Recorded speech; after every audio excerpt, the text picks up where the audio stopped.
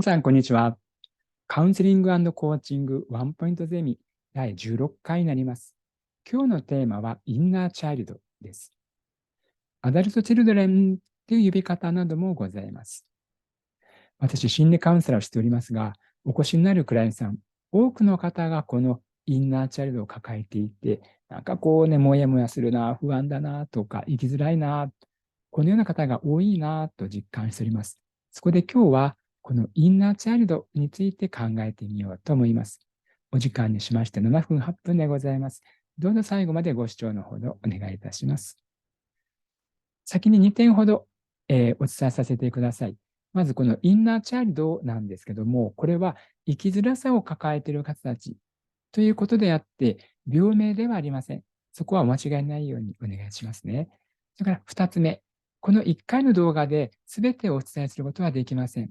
今日は概略になると思うんですけどもね、この後何回かに分けてお伝えさせてください。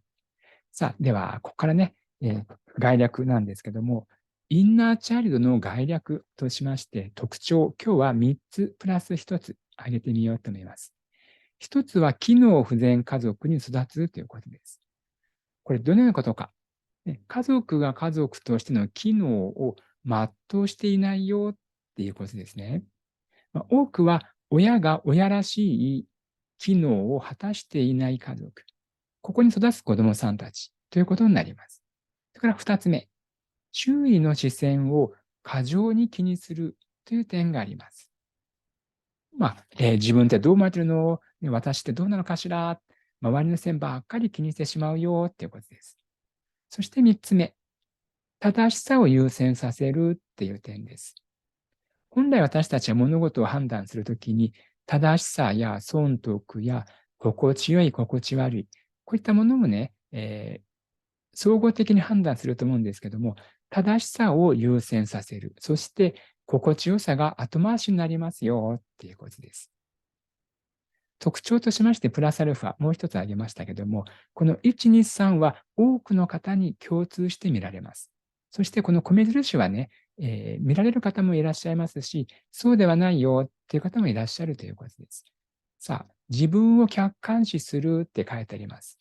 物事を見るときにね、自分の目で見て主観的に捉えるっていうこともできますし、自分を見ている自分っていうんですかね、客観的に物事を捉える、これ2つできると思うんですが、多くの時間を自分を見てますよ。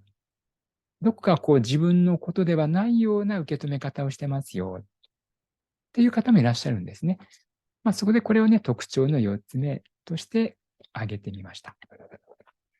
さあ、ではね、このインナーチャイルドの方たち、特徴として、さっきね、挙げましたけども、では、メンタルはどんな感じなのか、2つ挙げてみますね。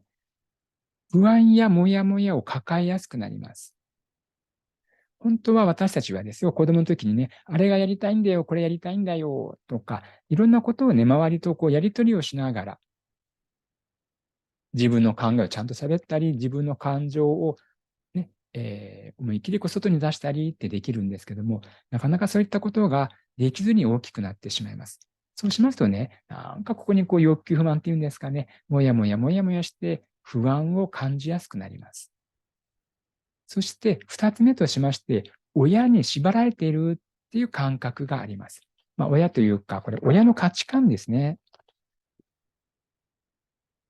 さあ、私たちはちっちゃい頃から親の価値観をね、受け取りながら育っています。先ほど正しさを優先させるって言いましたけども、正しさの中には親御さんが考える正しさっていうのもあると思うんですね。で、私たちはね、親の価値観を、受け取って育ってますから、誰しも、大なり小なり持ってます。ただ、インナーチャイルドの方はこれがすごく分厚いよってことです。その結果、本当の私っていうのがぐるーっと取り囲まれてしまって、これもある種の生きづらさとか息苦しさになっていくと思うんですね。あとはイメージとしましては、こちらご覧になってください。このゾウさんね、結構もう大きいですから、自分でこのね、足の鎖抜けると思うんですよ。ところが、こんなちっちゃい時にね、この鎖にもし繋がれたとすると、小さい時のね、ゾウさんは、なかなかこれ自分の足で鎖を抜くことができませんね。で、その状態のまま大きくなってしまうと、本当は自分でこれ抜いても構わないんだけども、いや、それ無理だよ、無理だよ。これ心理学的に言うと、学習性無気力なんていう方ができますけども、大人になってね、なかなかこれ無理だよね、無理だよねっていうふうに自分で自分を諦めてしまう。そういう傾向もどうも見られると思うんですね。これメンタルの特徴として2つ挙げました。さあ、では最後です。どうしたらいいのかっていうことを考えてみようと思います。2つ。まずね、取り組みやすいのはこちら、A の方です。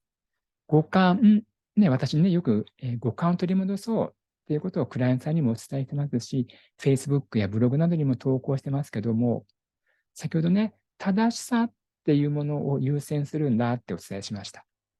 周囲の視線を気にするときってどうしてもね、自分の正しいか正しくないか、これが揺らぐときなんですよ。私、本当にこれでいいの正しいの間違ってないのかしらこんな感じになりますね。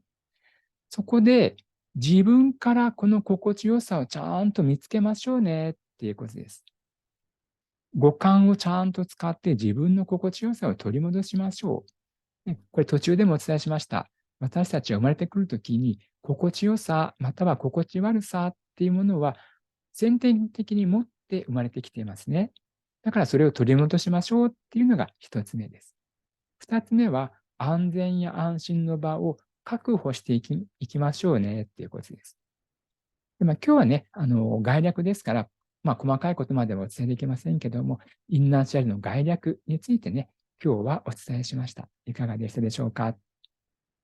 ぜひね、チャンネルのご登録などしていただけると嬉しいです。今日はここまでになります。ありがとうございました。失礼します。